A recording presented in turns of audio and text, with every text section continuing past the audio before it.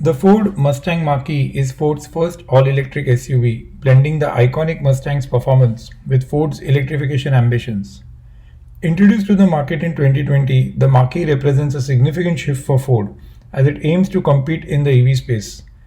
With a sleek, sporty design inspired by the Mustang's heritage, it offers powerful performance and a strong option in the market for modern drivers. Available in several trims, including rear-wheel drive and all-wheel drive configurations, the Mustang Mach-E combines sustainability with driving excitement, appealing to both EV enthusiasts and those seeking a versatile crossover. So let's get into it.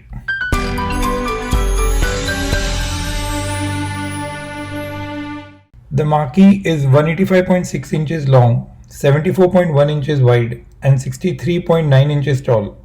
It has a wheelbase of 117.5 inches and a ground clearance of 5.7 inches. Its original 5 trims are now down to 4, with the first two called Select and Premium available in a rear-wheel drive and an all-wheel drive option, while the GT and the one called Rally are in all-wheel drive. The battery packs have two options, the standard range with 72 kWh of usable capacity and the extended range with 91 kWh. The standard range is now an LFP pack, I believe, that can be charged to 100% daily, but this may now be subject to several factors like the tax credit, etc., and is best reconfirmed. The range varies from 230 to 320 miles based on the trim and the configured battery pack, with the highest 320 miles on the premium rear-wheel drive. The difficult aspect of EV buying is getting information on charging, particularly the DC variety that's listed at 150 kilowatts and 48 amps for the level 2 AC. Don't look up to the software that will list the 350 kilowatt chargers on the route plan and won't show charging speeds on the car's display. The industry practice of presenting it in minutes to charge to 80% has now been set across the industry, and you'll struggle to get past it. This is across OEMs. The actual charging curve is the most important variable, even over the peak DC rate. The pre-refresh of sorts Mustang struggled with charging with a low rate that held up fairly well though in the curve.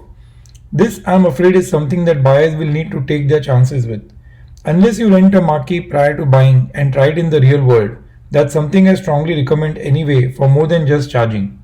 In the front, you see the slopey and very aero-friendly hood, and the Mach-E logo sits right in the center front, in what would have been a grille or mock grille.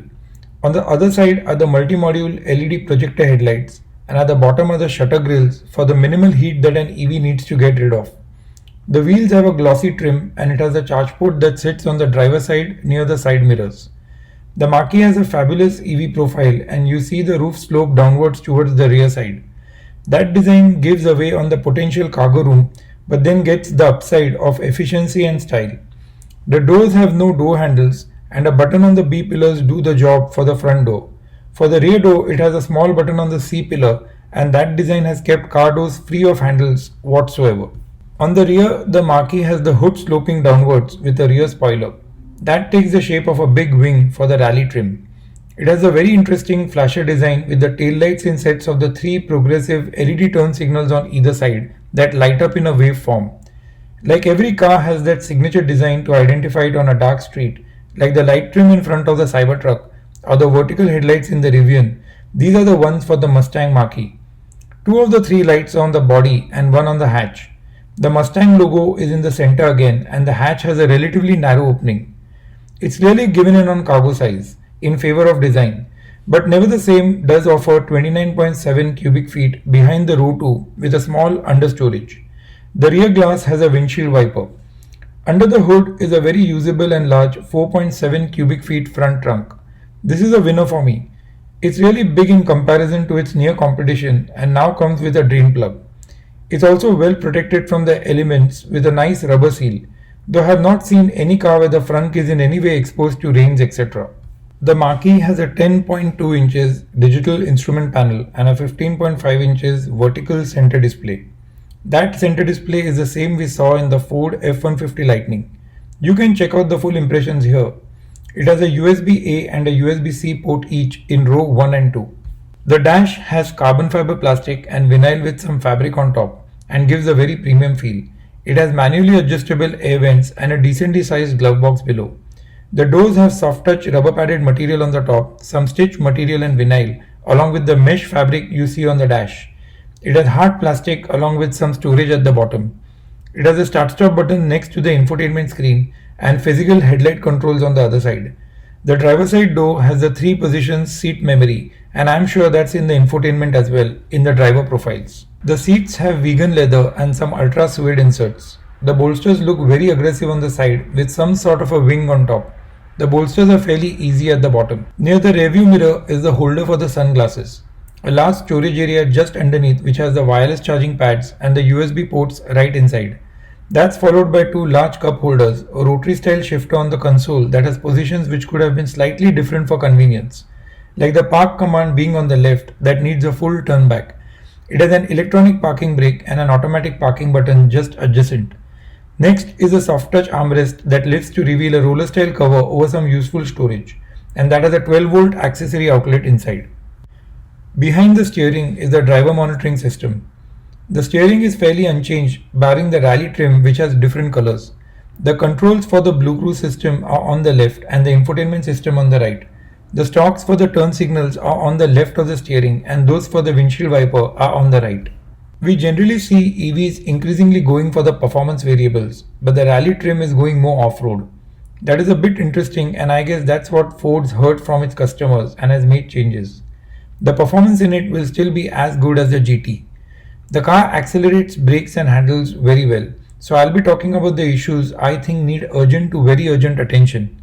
It has a new internally built motor across the trims on the rear axle that's substantially improved on thermal controls. The battery preconditioning is only through the car's route planning, and that's not what most people will avail of, and hence a miss. The charge limit can be set only in the app, and that's a miss as well. It should be a global variable as drivers could be others or simply not with app access. Then the app should perform all functions from anywhere and not only the car's proximity, particularly locking and unlocking. Finally, the car's computing could vastly improve, starting with the screen response rates. It's a significant aspect of the experience when the car is in motion, not something that can be put away as an item on the to-do list. So it's time to add this one to the books. The Mustang Mach-E is a solid ride with a very strong road presence. Its charging and software are both below par and could be a deterrent for some to buy. It's been constantly incentivized, like with the recent Ford offer to install free home charging. Every incentive for level 2 charging is great and must be complemented. I would like to see more incentives for those who don't have any access to charging at home, and that merely beyond offering cash incentives or offering free DC charging that's outright harmful for the broader EV adoption. Getting information about those incentives from the dealers is another challenge. Check how many of the existing customers were reached out for the Tesla adapter on offer. If you would like to see my full impressions of the 2024 Hyundai Ioniq 5, you can check that video here or in the description. See you in the next one.